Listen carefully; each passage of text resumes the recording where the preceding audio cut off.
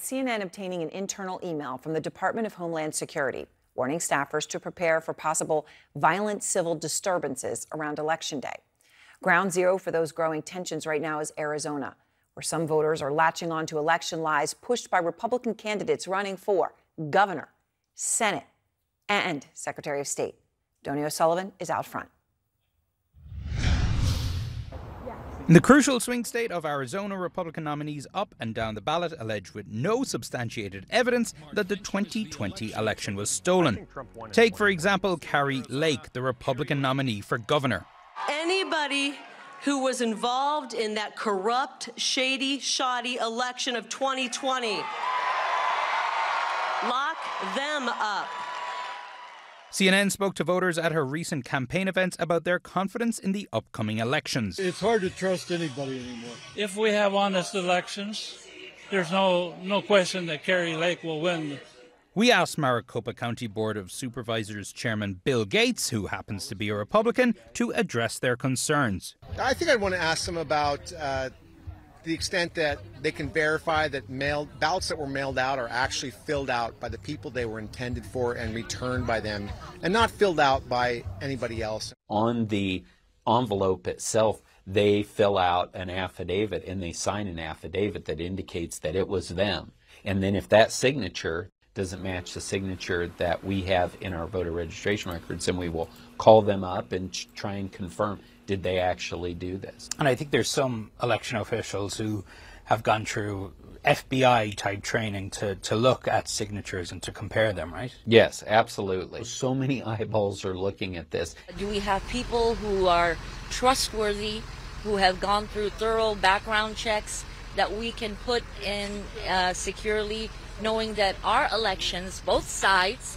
can have a fair chance at winning fairly? You know, some of them, it may be their first election, but a lot of them, we have a track record knowing that these people are trustworthy. We have representatives of the Democrat and Republican Party working together. So even if you do have, you know, a sort of rogue actor, there's so many people watching them. We even do have the live stream cameras. There's so many checks and balances in our system that people just aren't aware of, because we've never had to go out and articulate that to people, because people have accepted, for the most part, the results of elections. Got to get rid of those machines and go to paper ballots counted by the precinct committeemen. People vote on paper, but we do use a tabulation machine. And again, we've used those for decades.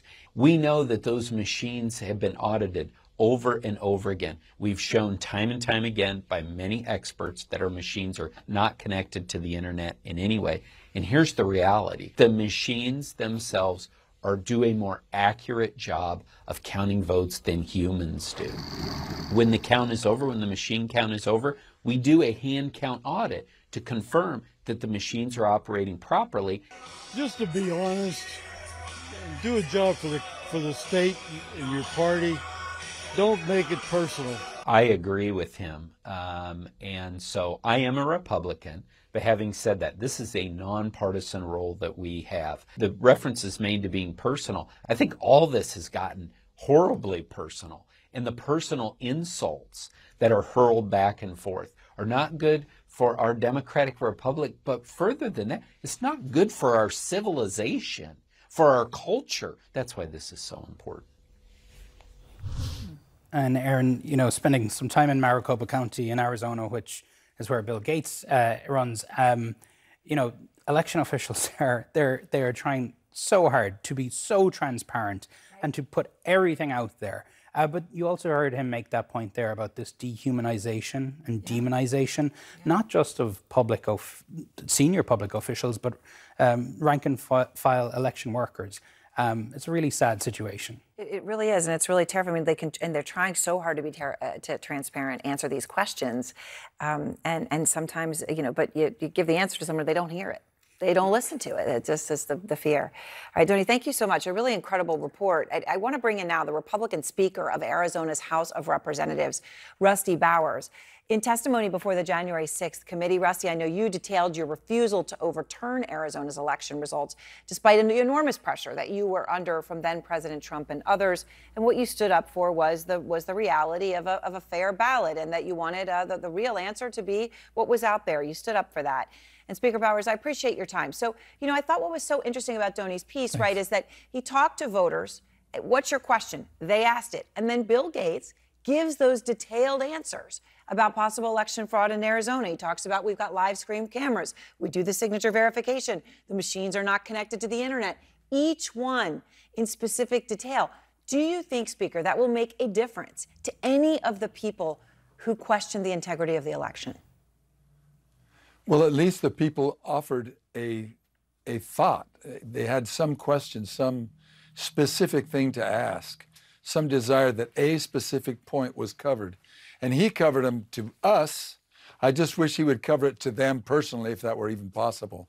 But there's a lot of folks here who don't listen. They gave up on the listening thing a year plus ago, and it's very frustrating.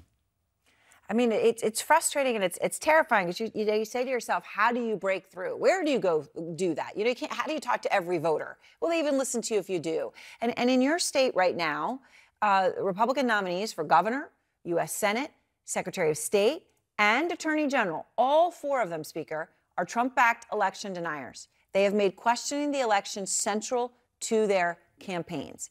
Kari Lake, first and foremost among them. She is, of course, your state's Republican nominee for governor. Here's what she's telling voters about next week's election. I'm afraid that it probably is not going to be completely fair. I wish I could sit here and say I have complete faith in this system. I don't have faith in this system. And she's said that and similar again and again and again, Speaker. Yes. How worried are you about this? Well, I'm only worried if the four of them were able to combine and bypass the legislature and the courts. So my optimism is that there are checks and balances, even in these. They're people of authority. They will have great authority. I don't think their full-time job will be trying to undermine an election. But there are some, Mr. Fincham, for example, I don't mind saying, that's a gentleman that I really would worry about. But all in all, we will move ahead. The people, if they don't want to hear one way, experience is a hard teacher. And some people don't learn by any other way. And I, having gone through this experience, having gone and answered those questions that were asked myself, and effectively by Democrats, Republicans, independents, parties not determined, all working together at these counting centers, there would be thousands of people involved in a conspiracy of the size that's been propagated.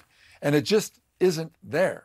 And so I gave up trying to convince people, but I haven't given up just trying to say that there are checks, there is concern, we're going to watch it. Well, and I hope people know, it is just so important that you speak out, and it is courageous that you do so. I know that, you had protesters, some of them armed. They came to your home during all of this while your late daughter lay gravely ill, and you were going through such profound personal duress, and they were there putting you through that, and yet you still speak out. And it is an act of courage. It's important, and I appreciate it, Speaker. Thank you. Thank you very, very much.